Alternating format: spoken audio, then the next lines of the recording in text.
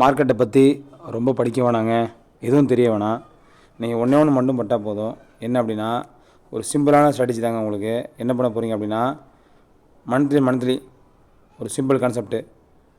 Monthly first வீக்கில் பார்த்தீங்க அப்படின்னா, எப்போ இருந்தாலும் பார்த்தீங்கன்னா மார்க்கெட் வேலிடிட்டி கொஞ்சம் கம்மியாக தான் இருக்கும். ஸோ என்ன பண்ணுறீங்க அப்படின்னா, ஒரு பேங்க் இடிஎஃப்பில் ஒரு 5 ஸ்டாக்ஸு நம்ம ஆதித்ய பிர்லா வச்சுருக்கோம், 5 ஸ்டாக் எடுத்து பண்ணுங்கள்.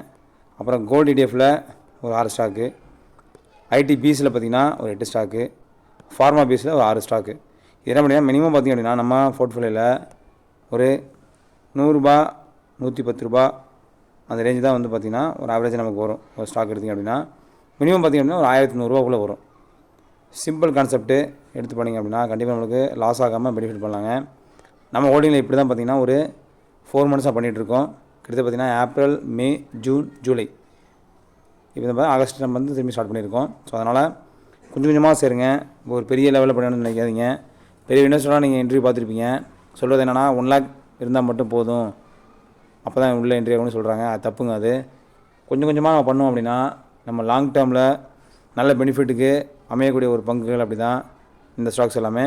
பாருங்கள், நமக்கே பாருங்கள், ஒரு 3 months தான் பண்ணிகிட்ருக்கோம். நம்ம கிட்டத்தட்ட பார்த்திங்க அப்படின்னா ஒரு 7% கிட்டத்தட்ட நம்ம ரிட்டர்ன் கிடச்சிருக்கு. ஸோ அதனால் வெயிட் பண்ணுங்கள்.